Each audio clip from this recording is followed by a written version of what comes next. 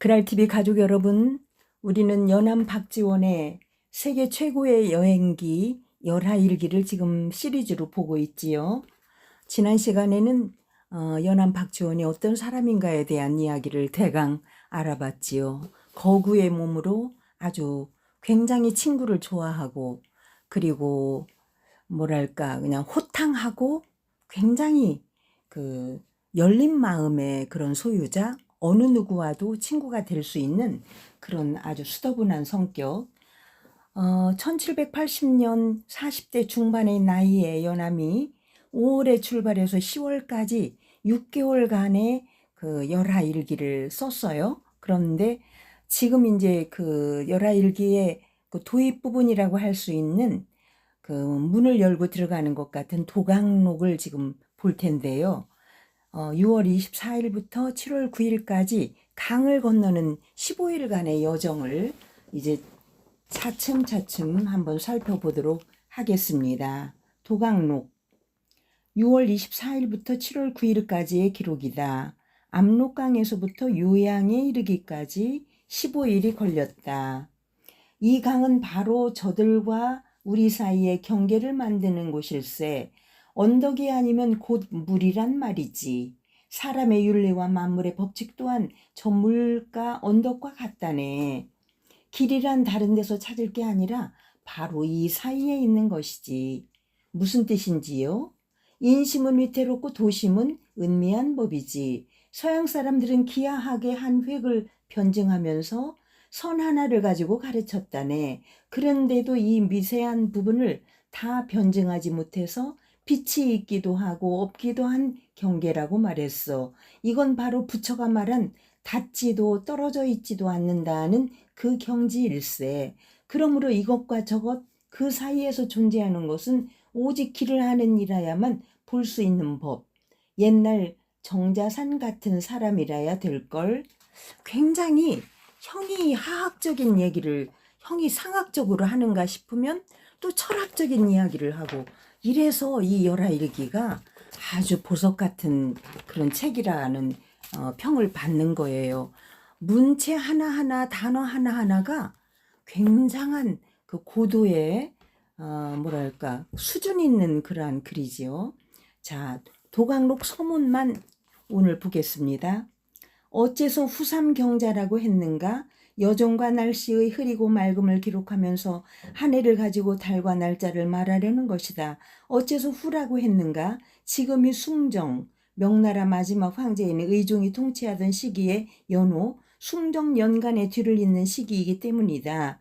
어째서 삼경자라 하였는가? 승종 황제가 즉위한 지 세 번째로 맞는 경자년이기 때문이다. 어째서 승정을 말하지 않았는가? 압록강을 건너야 하기 때문에 이를 피한 것이다. 어째서 이를 피했는가? 강 저편은 온통 청나라 사람들이기 때문이다. 천하가 모두 청나라의 연호를 쓰기 때문에 감히 승정을 말하지 못하였다. 그런데 어째서 사사로이 승정을 말하는 것인가?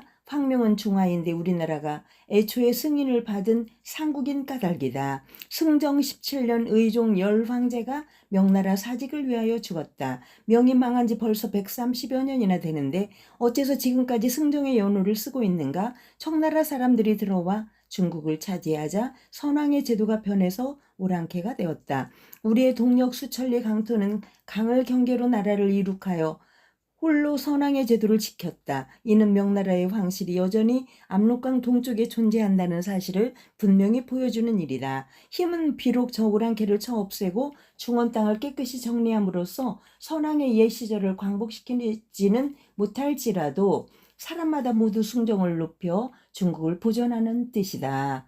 보존하자는 뜻이다. 숭정 156년 계묘의 열상외사, 이거는 연암의 벼로, 열상외사는 쓰다. 이렇게 도강록의 서문을 그 연암이 써놨어요. 후삼경자는 곧 우리 성상, 정조를 말함. 4년, 1780년, 건륭 45년이다. 이렇게 해서 도강록의 서문을 연암이 쓴 것을 읽어봤는데, 왜 이렇게 말하냐, 왜 연호는 이렇게 쓰느냐에 대한 이유들을 하나하나 설명해 놨죠.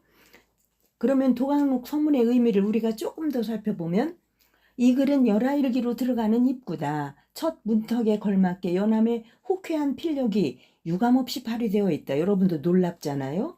정말 저도 읽으면서 깜짝깜짝 놀라죠. 하지만 이걸 제대로 음미하려면 약간의 워밍업이 필요하다. 잘 알다시피 당시는 청나라 만주족을 물리치고 중원을 회복하자는 북벌론이 판을 치던 시대였다. 명분상으로야 임진왜란 때 조선을 구원해준 명나라에 대한 의리를 지킨다는 것이었지만 실제로는 주로 내부 통치 및 권력투쟁을 위한 이념적 방편에 불과했다. 그래서 대부분의 사대부들은 연도를 기재할 때 명나라의 연호인 숭정기원 후를 고수하였다. 명에 대한 충성과 청나라에 대한 적대감을 그런 식으로 표현한 것이다. 연암이 보기에 이건 참으로 공허하기 짝이 없는 일이다. 무엇보다도 청나라 문명의 실상을 제대로 보지 못하게 한다는 점에서 그렇다. 하지만 그렇다고 정식으로 청나라 연호를 써버리면 꼴통 같은 사대부들이 오랑캐 연호를 썼다며 난리를 칠 게 뻔했다. 자, 그럼 어떻게 할 것인가? 결국 연암은 그 사이에서 교묘하게 줄타기를 시도한다. 그러니까 이쪽 나라의 연호를 쓸 것이냐 저쪽 나라의 연호를 쓸 것이냐에 따라서 이 눈치 저 눈치를 보는 거예요. 지금 후삼경자 즉 연암이 중국으로 가는 해가 바로 경자년이다라는 표현은 실로 교묘하기 짝이 없다. 여기서 핵심은 후라는 표현이다. 승정 이후라는 의미를 연상시킴으로써 북벌론자들의 예봉을 피하면서 다른 한편 숭정을 과감히 생략해버림으로써 청문명에 대한 자신의 입장을 충분히 담아내고 있는 까닭이다. 지혜롭죠. 나아가 열하일기의 첫 페이지를 연호 표기에 대한 변으로 시작함으로써 당시의 이념적 대치 상황을 한눈에 압축해서 보여준다는 것 과연 연암답지 않은가?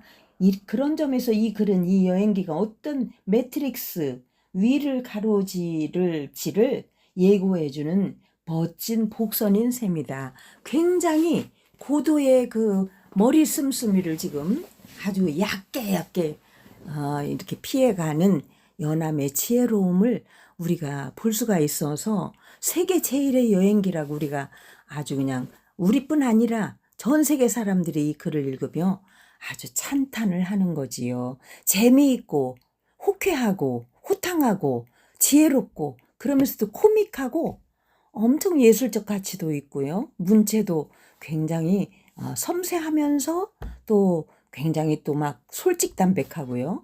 그래서 이 열하일기를 읽지 않으면 우리가 일기를 말할 수가 없는 거지요. 여러분 이렇게 긴 글이지만 여러분들이 한 편 한 편을 읽어갈 때 여러분들의 그 지력도 상당히 향상되리라 봅니다.